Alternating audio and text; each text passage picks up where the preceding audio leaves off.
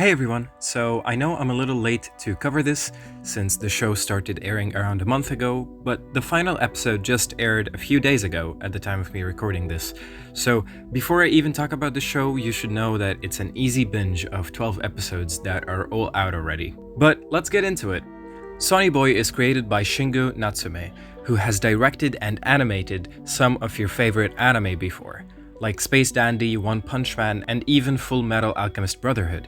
But after season 2 of One Punch Man went to a different studio, Natsume suddenly disappeared, and it's not until 4 years later now that he has come back with his very own original anime with Madhouse.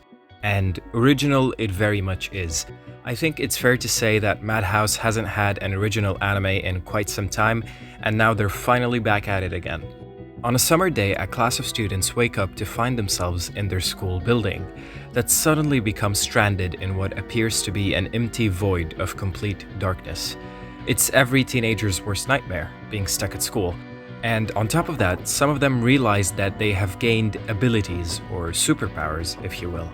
But this show is not a superhero show, and it's most definitely not carried by the characters having powers. Sonny Boy is actually only carried by its characters and their stories because that's the most important thing it has to offer.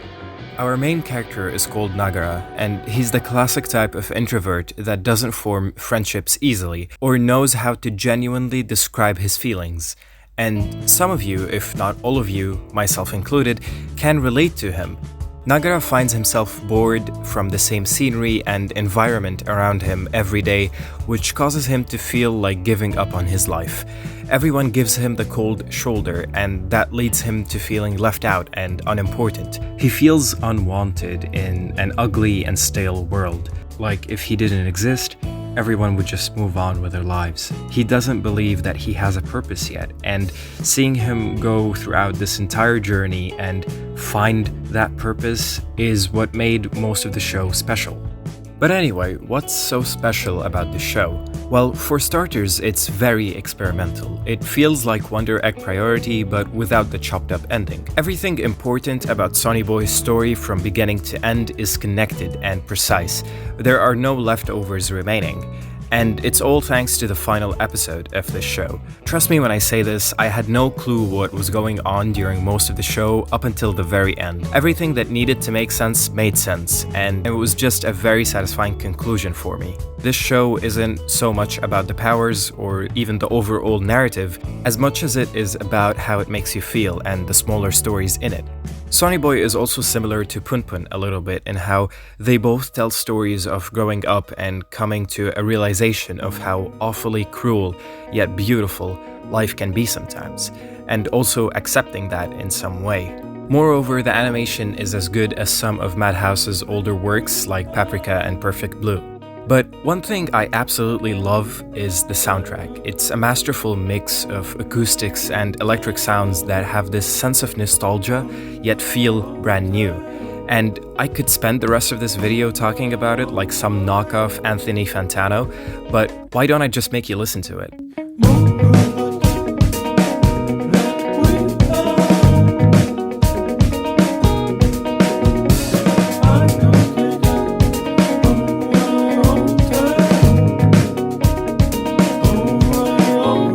This show can feel extremely confusing most times. Like I said, I had no idea what was going on for most of it, and that actually feels on purpose now that I look back at it.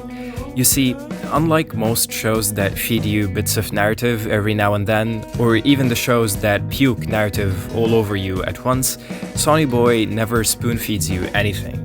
So you kind of need to be in this mood to read the subtitles thoroughly, unless you decide to watch it dubbed. And that's why it can be a little difficult to understand sometimes. Your eyes have to be glued to the subtitles at all times, which sucks if you can't focus on one thing for a long time. And I've struggled a little bit with this myself, where I even had to replay some dialogue because I wasn't focusing on every word.